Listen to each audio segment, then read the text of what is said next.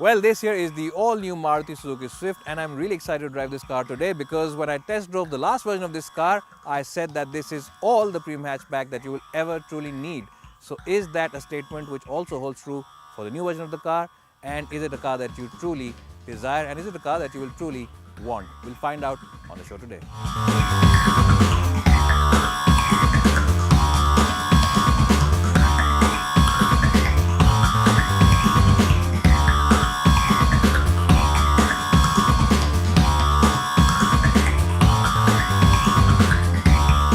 Well, as soon as you enter the cabin of the new Swift, you will be greeted by these new seats on this car, which are really snug and are very comfortable. In fact, I would stretch out my neck and say that the seats on the new Swift are the best in this class. The support for the lower back is excellent, the support for your under thighs is excellent, and you also get these very prominent side bolsters, which really should hold you well if you decide to push this car into corners. So as I just said, these seats get a 10 on 10 in my book.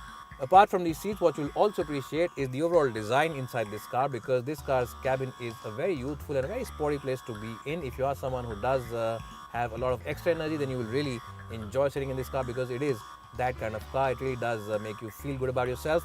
And you also get this center console, which has been tilted slightly towards the driver. It's a 5-degree angle tilt towards the driver, and it really makes you feel like you are sitting inside a sporty hatchback. Well, overall quality is within acceptable limits and at par with other rivals in this segment, and the top of the dashboard, the top of the door pads over here are decent in terms of overall quality, so no complaints over there. You of course get plenty of places to keep your odds and ends. You get a huge tray where you can keep your cell phone, a lot of places where you can keep your other knickknacks, and even the door bins are large enough to house those big bottles. And even though the glove box isn't the biggest that we've seen on a hatchback, it is decent at accommodating those important papers and documents, but because you get other places to keep your odds and ends in, it is a good place for overall utility. Well, in terms of overall features list, you get 2 airbags as well as ABS standard across all versions, which is great news for safety kit. You also get automatic headlamps on this top end version, and you also get this huge touchscreen away which has Apple CarPlay as well as Android Auto, but of course this is something we've seen on other Maruti Suzuki cars. But overall, for sheer features list, it is a pretty rich kit.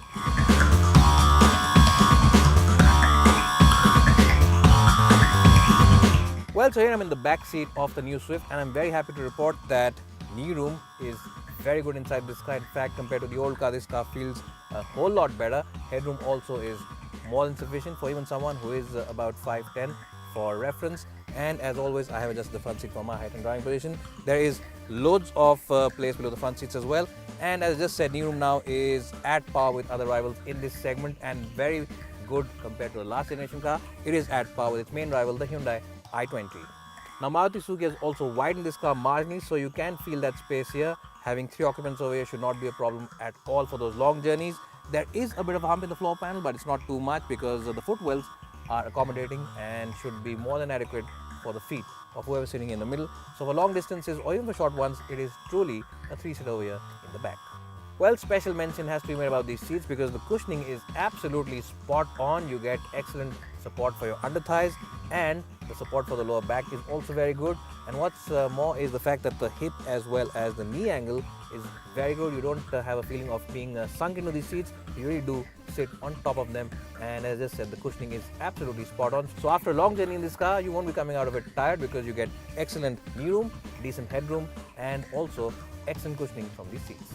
In terms of utility places, you get a big bottle holder over here in the door bin, and you also get a big bottle holder right over here ahead of me, where I've kept my cell phone at the moment. And the iPhone 6 and 6S has really become very slow after that update. Maybe it's time to change it.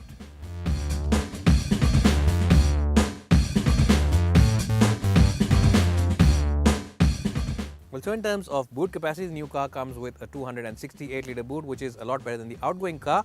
And as you can see, it's got a very nice and wide loading area. And even though there is a bit of loading still around over here, you can of course manage your way around it because it is a decent boot in terms of luggage carrying capacity. Now, is it good enough to transport your mother-in-law back home in with all her luggage?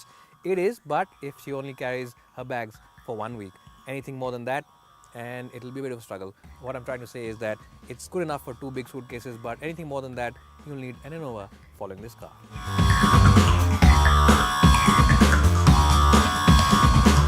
So So the new Swift is good to look at, it's good to sit in, and it has a rich features list. But how is it to drive? And I have a lot of good news for you, because just like the outgoing car, even this new Swift is a very driver-focused car. Yes, it is a car which will definitely put a very broad smile on your face every time you take it out for a spin. Well, in terms of the engine options, you get the same tried and tested 1.2 litre petrol and the 1.3 litre DDI's diesel. But what Maruti have managed to achieve is improve refinement even further. And how have they done that? Well, they've added a lot of sound deadening material, new materials inside the engine bay, and the engine and the cabin, in fact, definitely feels a lot more quieter than the outgoing car.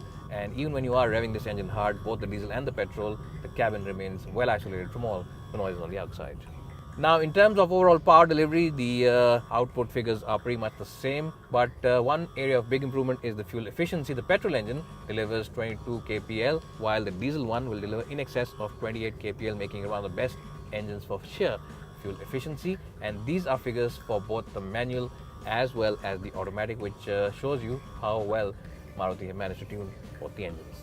Well, so the engine might be the same and the power output of the cars might be the same, but a new addition, of course, now is the introduction of the AMT gearbox on both the diesel and the petrol. And I have to say that with the launch of each new AMT car, Maruti's AMT gearbox seems to be improving. This one on this car doesn't feel like an AMT, it feels like a traditional automatic gearbox. And why do I say that? Well, simply because the gear shifts are very good. They're a lot more smoother than they have been in the past on other AMT cars from Maruti. And the downshifts, the upshifts, and even when you are using it in the manual setting, everything seems to work really well and feels a lot more smoother and a lot more jerk-free than the last versions of these cars. Well, one thing that most buyers will truly enjoy is the steering wheel. Now, it is a very light setup for the city, because a lot of people prefer this light steering wheel. They don't want those heavy feeling steering wheels. But that said, it doesn't feel nervous when you take it out on the highway. The grip level is very good. The communication, the feedback that the steering wheel gives is really confidence inspiring. And even when you are pushing this car into corners, there's hardly any body roll, because the suspension has been stiffened up a bit, and it does feel like a proper sporting hatchback. It's a car which really has a lot of driver involvement about it, and it is a car which will definitely put a smile on your face.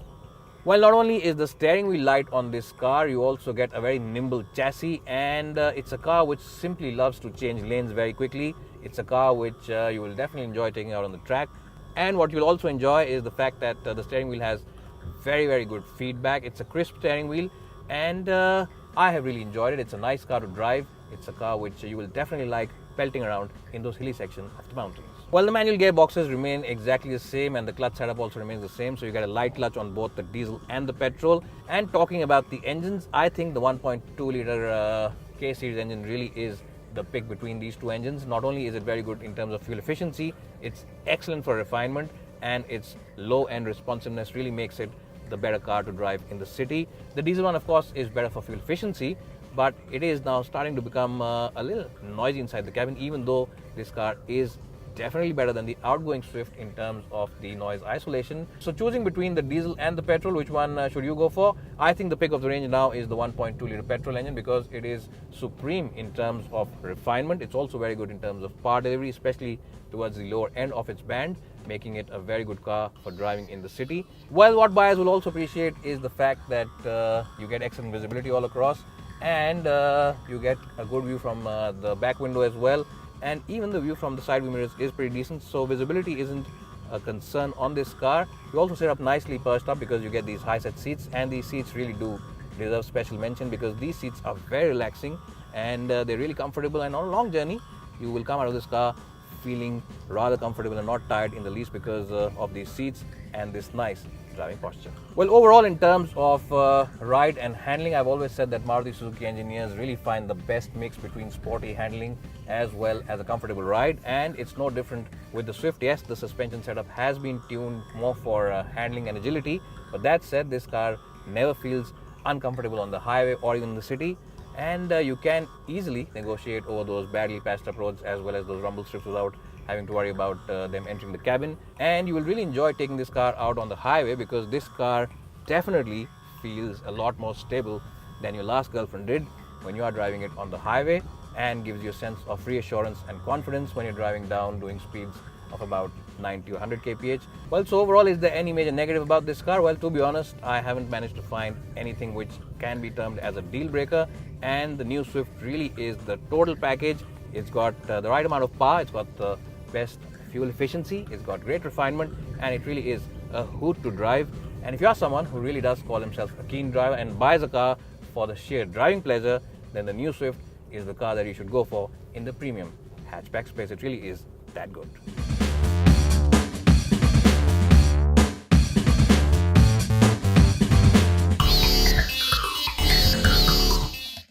Well, so I'll end this video review by answering the question that I started this review with, and that is that this is still very much a car that you will both need as well as want. It is one of the best, if not the best, premium hatchback at this price point, and a car that you can simply buy with your heart and head in unison. It's bye for now, and hope to see you soon.